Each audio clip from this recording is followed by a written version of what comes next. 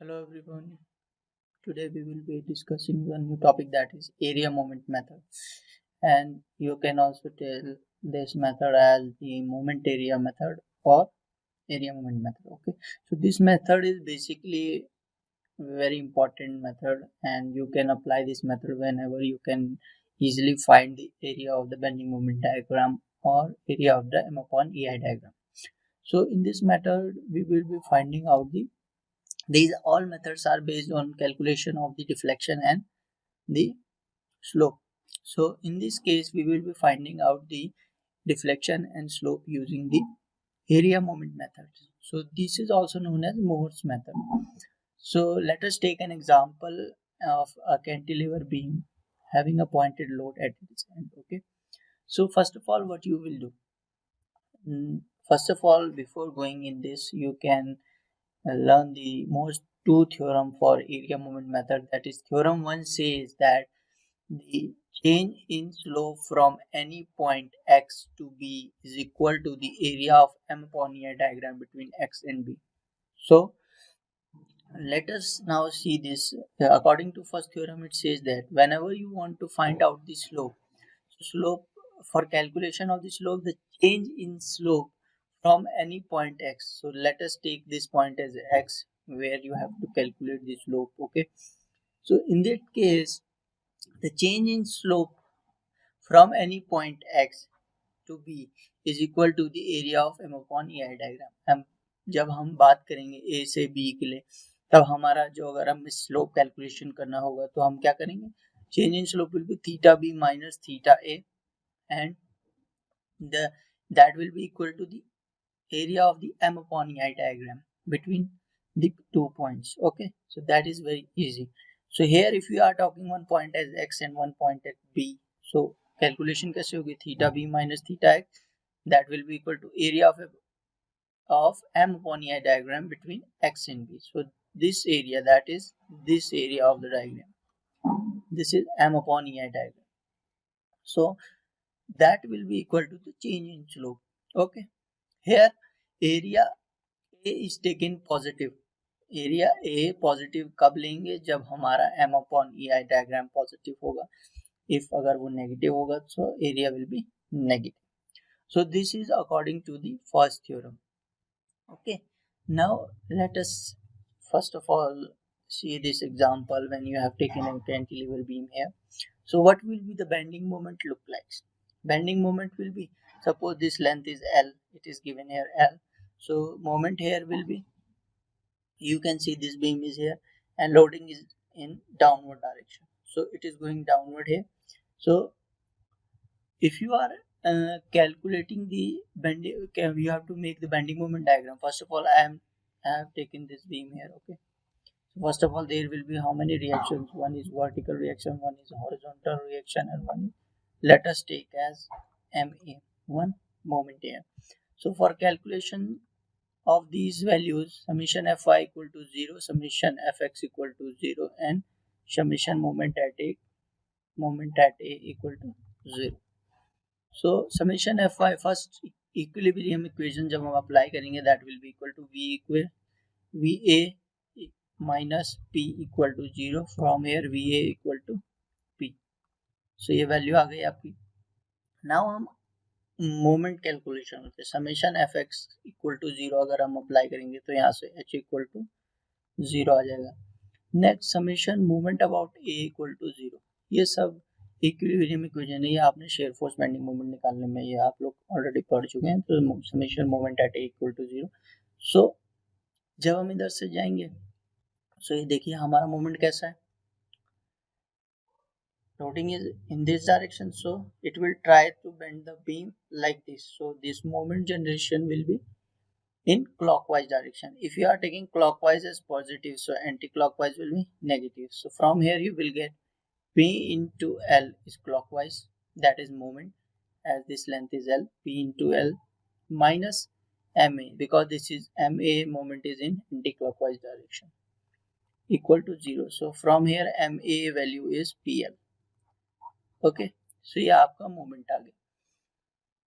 और ये इसका डायरेक्शन कैसा है, एंटी क्लॉकवाइज डायरेक्शन। अगर हम बेंडिंग मोमेंट बनाने जाते हैं from left to right, so anti M A क्या है, पॉजिटिव, और एम ए का डायरेक्शन कैसा है, एंटी क्लॉकवाइज। अगर ये पॉजिटिव आया है तो मतलब हमारा जो अज्यूम डायरेक्शन है, जब हमने अज्यूम किया था, that is in clockwise direction. Okay,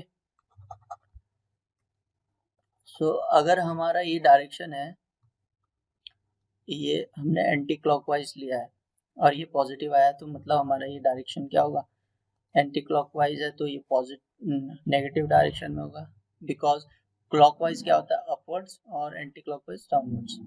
so M A will be P into L, and from here to here there is no loading point, load is there, so it is will go incline and value will be PL. So this is the bending moment diagram.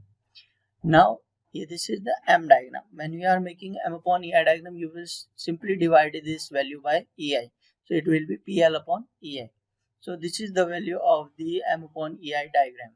Okay, now when you have to calculate the slope will be then you will be using theorem 1. Theorem 1 will be slope, change in slope between the 2 points, that will be equal to the area of the M upon EI diagram. So now we will be calculating. For that, now you can see that this method is more suitable when point of zero slope and zero deflection are known. जब आपको zero slope कहाँ पे होगा और zero deflection कहाँ पे होगा ये मालूम होगा, तो ये मेथड क्या हो गया, बहुत ही ज़्यादा सूटेबल हो जाएगा। इससे हम इजीली कैलकुलेट कर सकते हैं। Hence the reference point X is taken at fix point. Now जो हम बीच में एक्स पॉइंट लिया था उसको हम ए पॉइंट में शिफ्ट कर देंगे, तो हमारे स्लोप की वैल्यू निकालने ईजी हो जाएगा। कैसे, then change in slope from A to B. अब पॉइंट ए टू बी होगी तो चेंज ऑफ स्लोप क्या होगा, theta B minus theta A equal to the area of M upon E I diagram. अब देखिए हमारा M upon E I diagram कैसे, negative है तो मतलब हमारा जो एरिया आएगा वो भी नेगेटिव आएगा। सो नेगेटिव साइन आ गया हमारा, और एरिया क्या होगा, half into base into height. देखिए हमारा ये एरिया था, अगर हम x तक की बात करें, अगर हम total a to b point जा रहे हैं तो हमारा एरिया क्या होगा, पूरे एरिया होगा। And area of triangle says that it is half into base into height pl upon EI। So ये वैल्यू हो गई। सो यहाँ पे भी ऐसा है, नेगेटिव साइन क्यों है, क्योंकि m upon EI diagram negative है। सो ये वैल्यू सेम है। इसके बाद हम थीटा ए, देखिए स्लोप ए पॉइंट पे फिक्स पॉइंट है, फिक्स पॉइंट पे स्लोप क्या होता है, जीरो होता है। So theta A is zero. यहाँ से हमें थीटा बी की वैल्यू मिल गई, that is negative means that it is in clockwise direction. Okay, that is PL square upon 2EI। So I hope ये पॉइंट क्लियर हो गया हो। सो हमने एरिया नेगेटिव क्यों लिया ये भी आपको क्लियर हो गया, और नेगेटिव इसलिए लिया क्योंकि हमारा एम अपॉन EI डायग्राम कैसा है, नेगेटिव। ओके, इसी तरह से हम थ्योरम बी क्या कहता है, that is second theorem says that if you want to calculate the deflection at any point B with respect to the tangent at any point X। अब किसी पॉइंट X पे अगर हम उसी X पॉइंट पे बात करेंगे, जैसे कि हमने यहाँ पे रखा है, देखिए ये हमारा X पॉइंट है। X पॉइंट से अब हमें डिफ्लेक्शन कैलकुलेट करना है B पॉइंट पे with the tangent at X। अब X से देखिए यहाँ पे एक टेंजेंट ड्रॉ किया है, ये वाला, that is tangent at X। सो हमारी जो डिफ्लेक्शन की वैल्यू होगी एट B, क्योंकि हमने टेंजेंट कहाँ से ड्रॉ किया, X से। जिस पॉइंट से हम टेंजेंट ड्रॉ कर रहे हैं उस रेफरेंस से हमारा जो डेल्टा की वैल्यू होगी, वो हमारी डेल्टा की वैल्यू है डेल्टा B3 यहाँ पे ली गई है। सो यहाँ पे देखिए अगर हम delta deflection eight B slash x, ये देखिए ऐसे लिखा गया है, delta B slash x. X का मतलब क्या है, टेंजेंट कहाँ पर है, एक्स पे है, that is equal to delta B3। Delta B3 की वैल्यू होगी, और जो ये वैल्यू होगी कितने के इक्वल होगी, that is the moment of the area, moment of the area of M upon EI diagram. जो उस एरिया का मोमेंट होगा of M upon EI diagram का, वो क्या होगा, equal to the deflection. So moment of area of M upon EI diagram between X and B.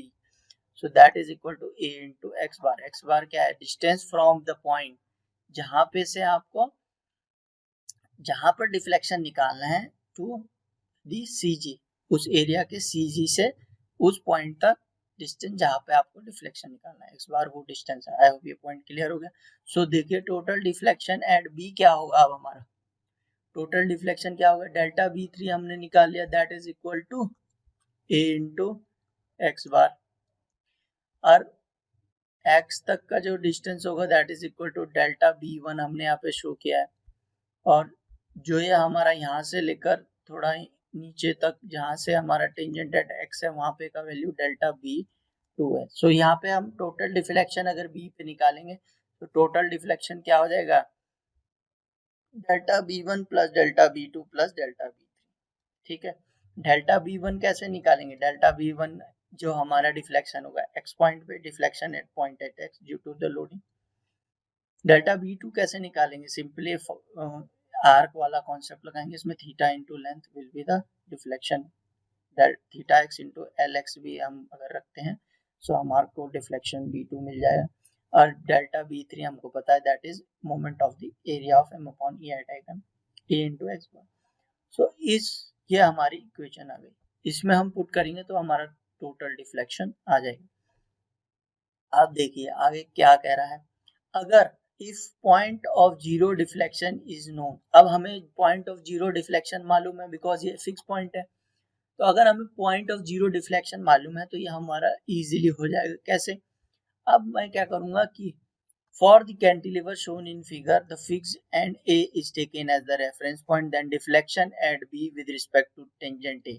अब अगर हम देखिए टेंजेंट हम कहाँ से ड्रॉ करेंगे, ए पॉइंट से, बिकॉज हमको मालूम है यहाँ पे क्या है, डिफ्लेक्शन जीरो है, तो यहाँ से अगर हम टेंजेंट ड्रॉ करेंगे तो टेंजेंट ये होगा, और बी पे हमें डिफ्लेक्शन कैलकुलेट करना है, तो टेंजेंट से उस पॉइंट तक का जो डिस्टेंस होगा वही हमारा डिफ्लेक्शन होगा, that is equal to delta 3 और डेल्टा बी ए, क्योंकि अब हमने क्या किया है, delta deflection at B due to the tangent drawn at A से हमने टेंजेंट ड्रॉ किया है, कहाँ पे कैलकुलेशन करने के लिए, डिफ्लेक्शन बी पे calculation, so that will be equal to A into x bar.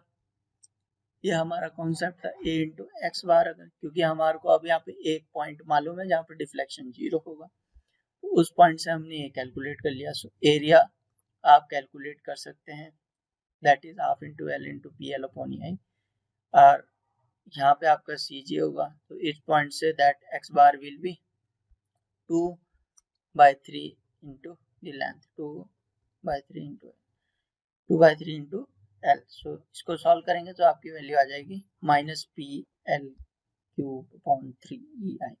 So ये आपका आ गया डिफ्लेक्शन एट पी पॉइंट, ठीक है, that is downwards direction, negative sign show क्या कर रहे हैं, downward direction.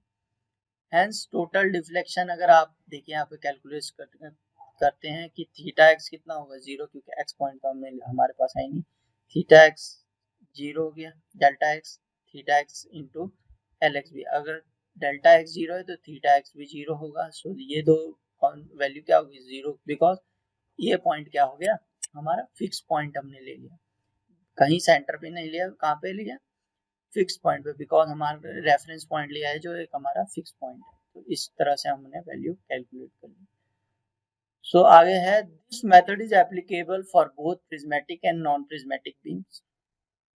In this method, continuity of slope is assumed. Hence, this method is not applicable where there is sudden break in continuity of slope, such as internal hinges or internal links are present.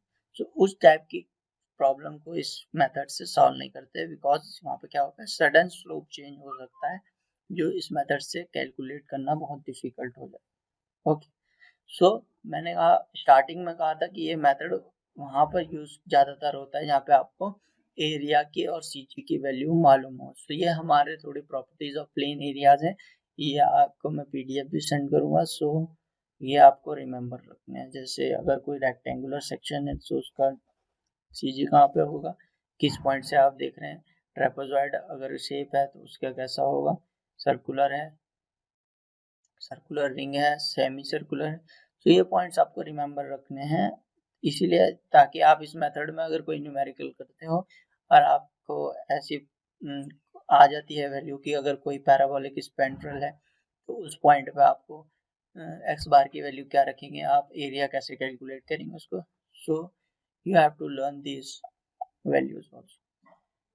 So I hope ये theorem आपको समझ में आ गया हो कि अगर आपको slope calculation करना है तो आपको क्या करेंगे, change in slope that will be equal to m upon E diagram का एरिया. एंड डिफ्लेक्शन कैलकुलेशन करना है तो आपको टेंजेंट ड्रॉ करना पड़ेगा, कहाँ से, किसी पॉइंट से जहाँ पर डिफ्लेक्शन की वैल्यू 0 है. अगर किसी और पॉइंट से करते हैं तो आपको ये सारे डिफ्लेक्शन वैल्यूज लेनी पड़ेगी, डेल्टा v1, डेल्टा v2 और ए एक्स बार. तो आई होप ये सारे पॉइंट क्लियर हो गए. So for now, thank you very much.